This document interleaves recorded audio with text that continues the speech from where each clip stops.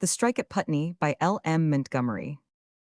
The church at Putney was one that gladdened the hearts of all the ministers in the presbytery whenever they thought about it. It was such a satisfactory church. While other churches here and there were continually giving trouble in one way or another, the Putneyites were never guilty of brewing up internal or presbyterial strife. The Exeter church people were always quarreling among themselves and carrying their quarrels to the courts of the church. The very name of Exeter gave the members of Presbytery the cold creeps, but the Putney church people never quarreled. Dambridge Church was in a chronic state of ministerlessness. No minister ever stayed in Dambridge longer than he could help. The people were too critical, and they were also noted heresy hunters. Good ministers fought shy of Dambridge, and poor ones met with a chill welcome. The harassed presbytery, worn out with supplying, were disposed to think that the millennium would come if ever the Dambridgians got a minister whom they liked. At Putney, they had had the same minister for 15 years and hoped and expected to have him for 15 more. They looked with horror-stricken eyes on the Dambridge theological coquetries. Bloom Valley Church was over head and heels in debt and had no visible prospect of ever getting out. The moderator said under his breath that they did overmuch praying and too little hoeing. He did not believe in faith without works. Tarrytown Road kept its head above water but never had a cent to spare for missions or the schemes of the church. In bright and shining contradistinction to these, the Putney Church had always paid its way and gave liberally to all departments of church work. If other springs of supply ran dry, the Putneyites enthusiastically got up a tea or a social, and so raised the money. Naturally, the heft of this work fell on the women, but they did not mind. In very truth, they enjoyed it. The Putney women had the reputation of being great church workers, and they plumed themselves on it, putting on airs at conventions among the less energetic women of the other churches. They were especially strong on societies. There was the Church Aid Society, the Girls' Flower Band, and the Sewing Circle.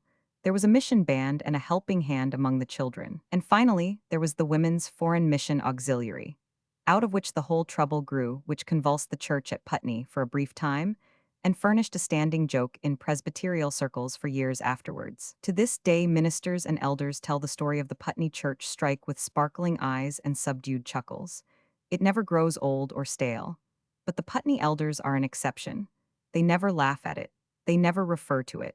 It is not in the wicked, unregenerate heart of man to make a jest of his own bitter defeat.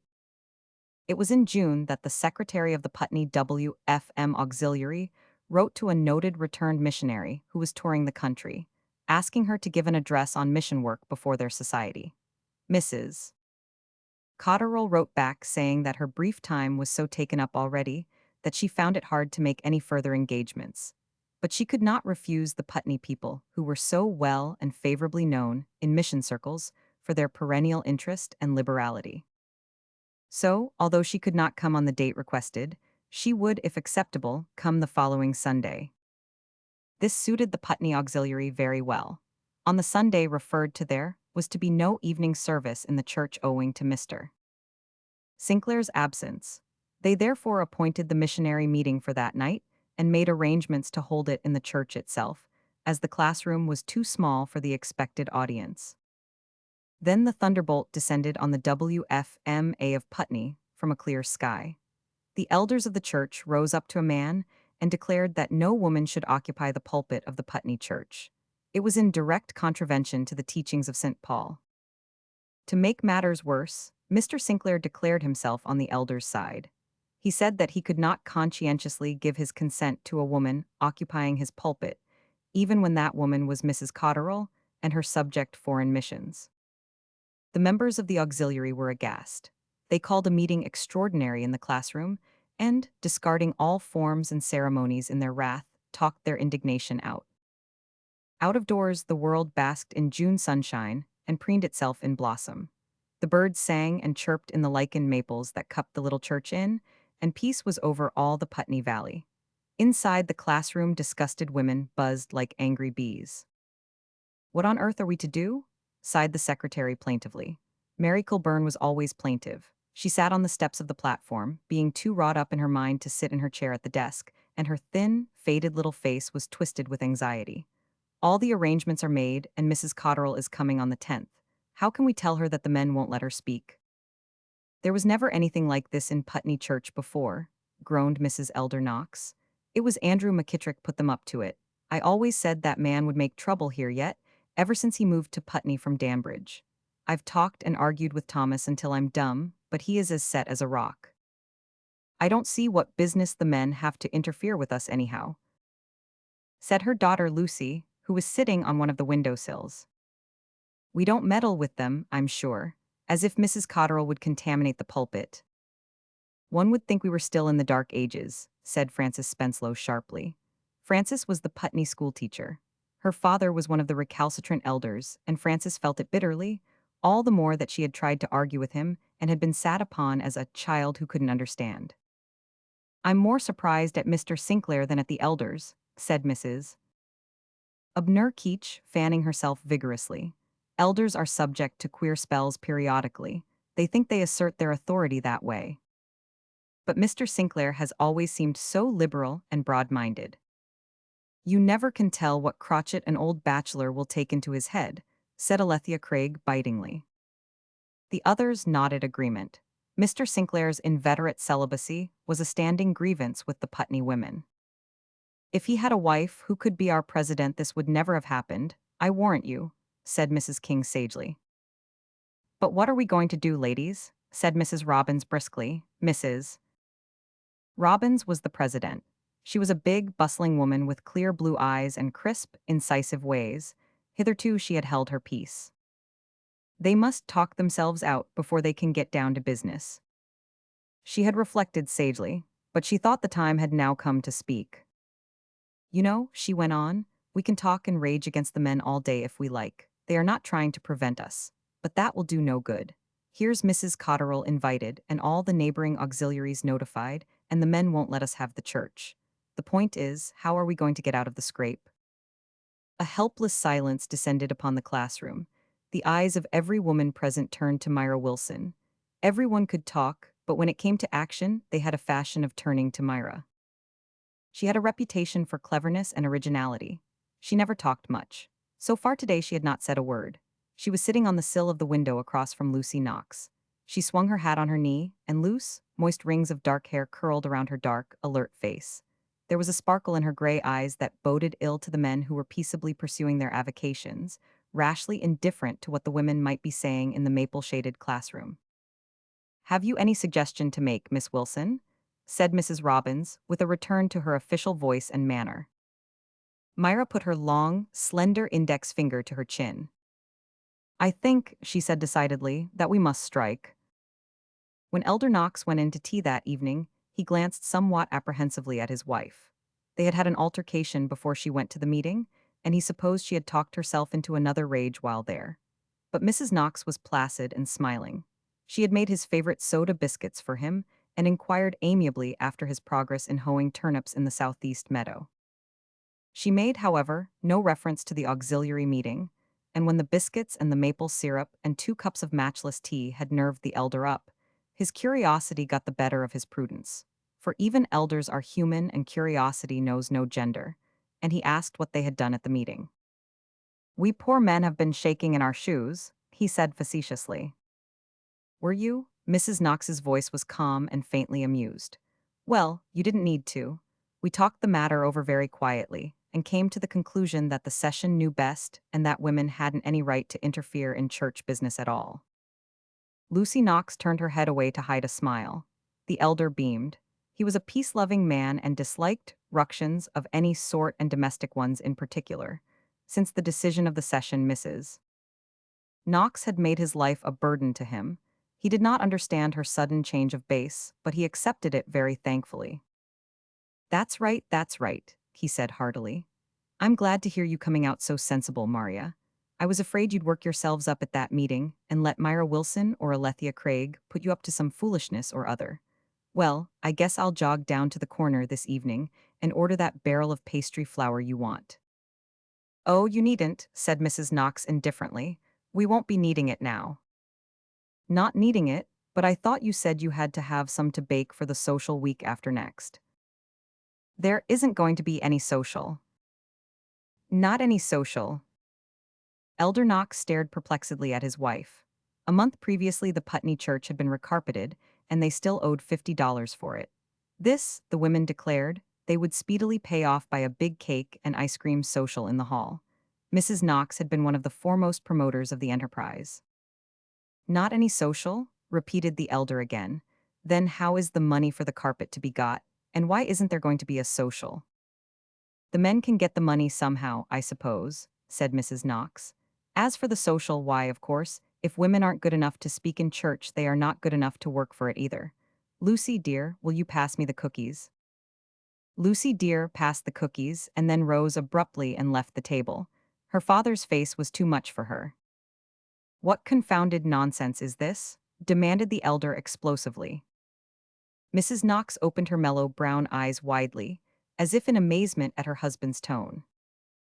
I don't understand you, she said. Our position is perfectly logical. She had borrowed that phrase from Myra Wilson, and it floored the elder. He got up, seized his hat, and strode from the room. That night, at Jacob Werrison's store at the corner, the Putney men talked over the new development. The social was certainly off, for a time anyway. Best let 'em alone, I say, said Werrison.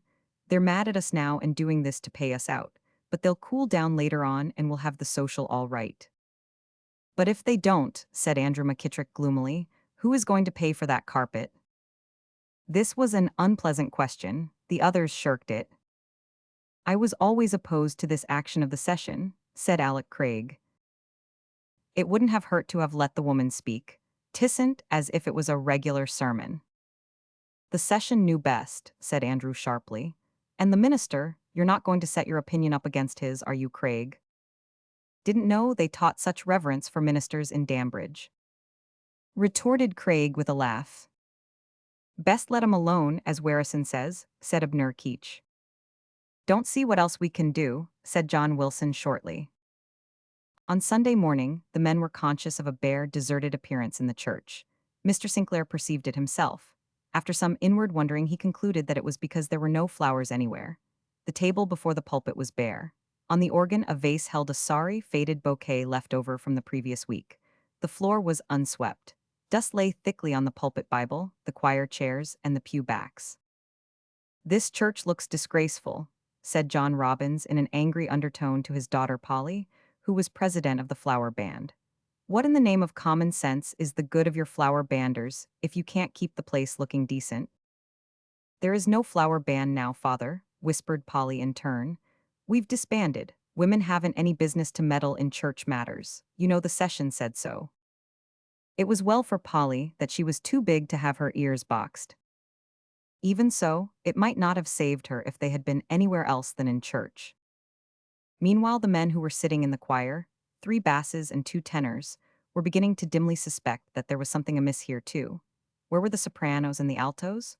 Myra Wilson and Alethea Craig, and several other members of the choir were sitting down in their pews with perfectly unconscious faces. Myra was looking out of the window into the tangled sunlight and shadow of the great maples. Alethea Craig was reading her Bible. Presently Frances Spenslow came in. Frances was organist, but today, instead of walking up to the platform, she slipped demurely into her father's pew at one side of the pulpit. Eben Craig, who was the Putney singing master and felt himself responsible for the choir, fidgeted uneasily. He tried to catch Frances's eye, but she was absorbed in reading the mission report she had found in the rack, and Eben was finally forced to tiptoe down to the Spenslow pew and whisper, "Miss Spenslow, the minister is waiting for the doxology. Aren't you going to take the organ?" Frances looked up calmly. Her clear, placid voice was audible not only to those in the nearby pews, but to the minister. "No, Mr. Craig. You know if a woman isn't fit to speak in the church, she can't be fit to sing in it either." Eben Craig looked exceedingly foolish. He tiptoed gingerly back to his place.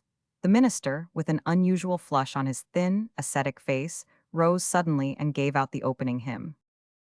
Nobody who heard the singing in Putney Church that day ever forgot it. Untrained basses and tenors, unrelieved by a single female voice, are not inspiring. There were no announcements of society meetings for the forthcoming week. On the way home from church that day, irate husbands and fathers scolded, argued, or pleaded, according to their several dispositions. One and all met with the same calm statement that if a noble, self-sacrificing woman like Mrs. Cotterill were not good enough to speak in the Putney church. Ordinary, everyday women could not be fit to take any part whatever in its work. Sunday school that afternoon was a harrowing failure. Out of all the corps of teachers, only one was a man, and he alone was at his post. In the Christian Endeavor meeting on Tuesday night, the feminine element sat dumb and unresponsive. The Putney women never did things by halves. The men held out for 2 weeks.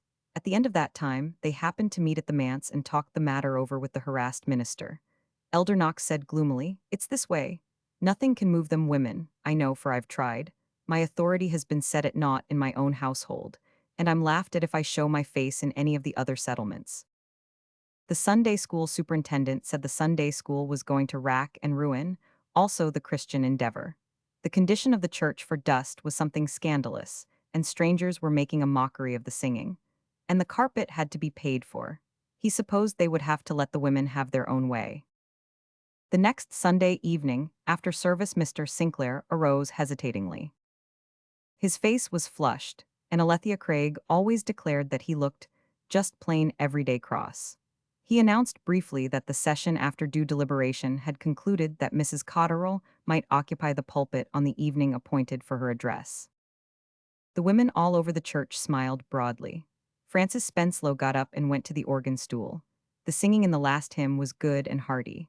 Going down the steps after dismissal, Mrs. Elder Knox caught the secretary of the church aide by the arm. "I guess," she whispered anxiously, "you'd better call a special meeting of the aides at my house tomorrow afternoon. If we're to get that social over before haying begins, we've got to do some smart scurrying." The strike in the Putney church was over.